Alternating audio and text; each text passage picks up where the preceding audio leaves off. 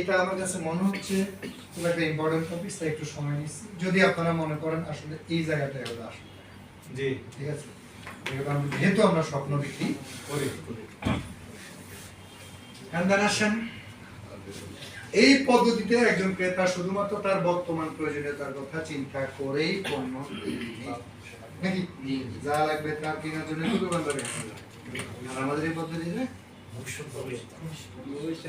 বলবো, যদিও আমি আবারও বলবো গ্রামাটিক্যাল কারণে অনেক সময় বর্তমান বলি, বাট অ্যাকচুয়ালি আমাদের প্রোডাক্টটাই ভবিষ্যতের প্রোডাক্টটা কি বর্তমানে ভবিষ্যতের প্রোডাক্ট। আমরা যাদেরকে ভবিষ্যৎটা যদি দেখাইতে না পারি, যে আগামী দিনটা আপনার কেমন দিন চান, ওটা যদি দৃশ্যমান করতে না পারি, তাহলে আমরা বিক্রি হবে না।